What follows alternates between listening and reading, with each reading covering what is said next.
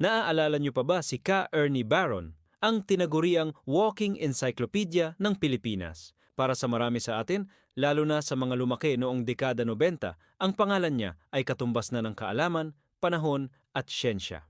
Kapag narinig natin ang kanyang boses sa radyo o nakita sa telebisyon, alam nating may bago tayong matututunan. Ngunit sino nga ba si Ernie Baron bago pa man siya makilala bilang isang tanyag na broadcaster at weather anchor? Sa likod ng kanyang seryosong mukha at makapangyarihang boses ay may isang kwento ng pangarap, pagpupursigi at isang buhay na hindi gaanong alam ng marami. Samahan niyo akong balikan ang nakaraan at tuklasin ang naging buhay ng nag-iisang Ernie Baron. Bago pa man niya narating ang tugatog ng tagumpay sa mundo ng broadcasting. Isinilang bilang Ernesto J. Baron noong August 15, 1940, malayo sa ingay ng Kamaynilaan, sa isang simpleng pamilya sa Daet, Camarines Norte. Mula pagkabata, kitang-kita na ang kanyang kakaibang interes at talino. Hindi siya tulad ng karaniwang bata na kontento lang sa paglalaro. Si Ernie ay isang mausisang bata. Mahilig siyang magbasa, magtanong at alamin ang dahilan sa likod ng bawat bagay. Para sa kanya, ang mundo ay isang malaking libro na puno ng mga hiwaga na naghihintay na matuklasan.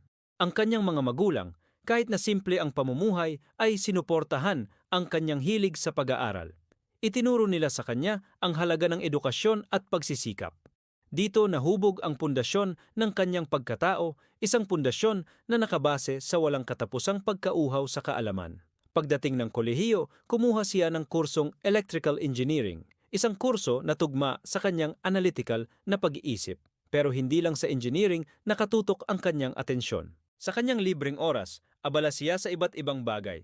Isa na rito ang electronics. Mahilig siyang magkalikot at mag-assemble ng mga radyo at iba pang kagamitan. Dahil dito, mas lalo niyang naunawaan ang teknolohiya sa likod ng komunikasyon. Isa pa sa kanyang mga pinagkakaabalahan ay ang pag-aaral ng meteorology o ang siyensya ng panahon.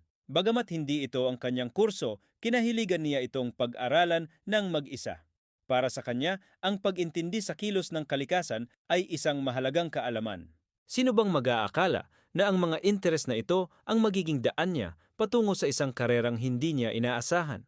Bago pa man siya naging pamilyar na mukha sa ABS-CBN, nagsimula muna si Ka Ernie sa radyo.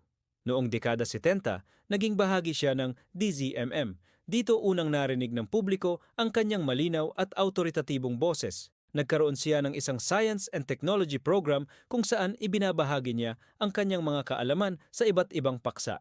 Mula sa simpleng home remedies hanggang sa komplikadong scientific theories, lahat ay kaya niyang ipaliwanag sa paraang madaling maintindihan ng ordinaryong mamamayan.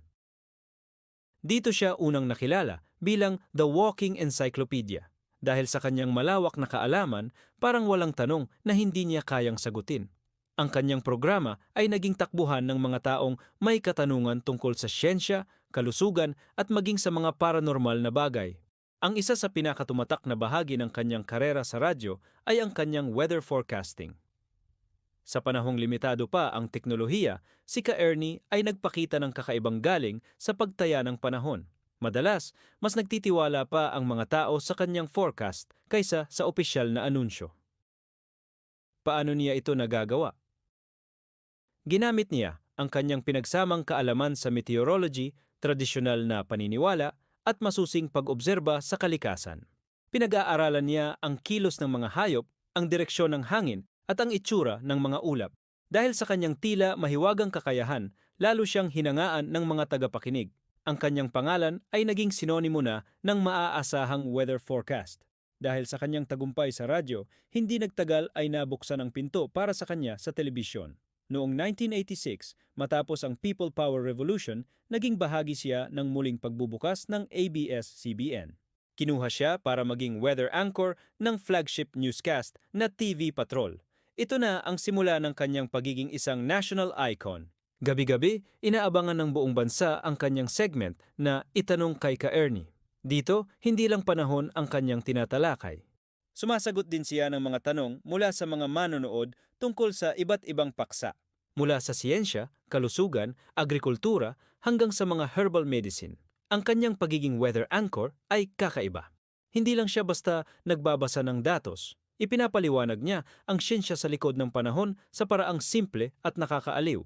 Pero bukod sa kanyang on-cam persona, may isa pang aspeto si Ka Ernie na hindi gaanong alam ng publiko. Ang kanyang hilig sa alternative medicine at herbal remedies.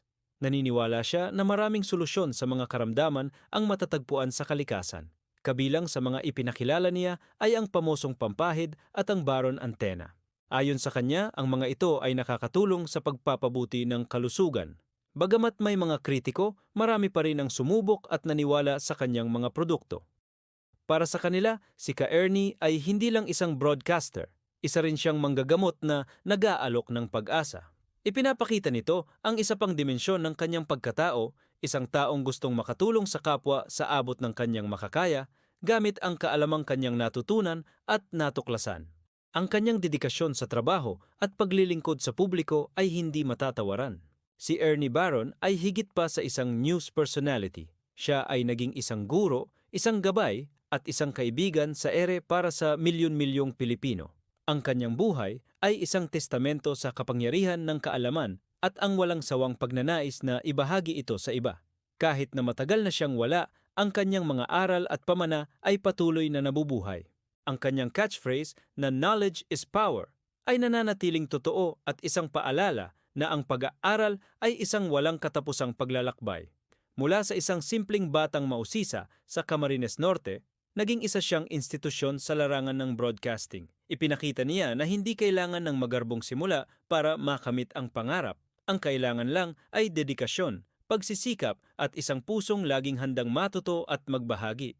Si Ka Ernie Baron ay pumanaw noong October 23, 2006, ngunit ang kanyang impluensya ay nananatili. Sa tuwing may bagyo, sa tuwing may bagong tuklas na siyensya, o sa tuwing may nagtatanong tungkol sa isang bagay na hindi maipaliwanag, hindi maiiwasang maalala ang nag-iisang walking encyclopedia. Ang kwento ng kanyang buhay, bago pa man ang kasikatan, ay nagpapatunay na ang bawat isa sa atin ay may potensyal na maging isang pambihirang tao. Ang kanyang paglalakbay mula sa pagiging isang simpleng probinsyano patungo sa pagiging isang iginagalang na media personality ay isang inspirasyon para sa lahat. Isang paalala na ang tunay na kapangyarihan ay hindi nasa posisyon o yaman, kundi nasa kaalaman na ating tinataglay at ibinabahagi sa ating kapwa. Kaya sa susunod na marinig natin ang pangalang Ernie Baron, alalahanin natin hindi lang ang weather anchor o ang broadcaster. Alalahanin natin ang isang batang may pangarap, isang estudyanteng mapursigi, isang inventor, isang guro at isang Pilipinong nag-alay ng kanyang buhay para sa pagpapalaganap ng kaalaman. Ang kanyang kwento ay isang mahalagang bahagi ng kasaysayan ng media sa Pilipinas, isang kwentong dapat nating ipagpatuloy na isalaysay sa mga susunod na henerasyon. Maraming salamat sa panonood. Kung nagustuhan nyo ang video na ito, huwag kalimutang mag-like, share at mag-subscribe para sa mas marami pang kwentong tulad nito. Hanggang sa muli,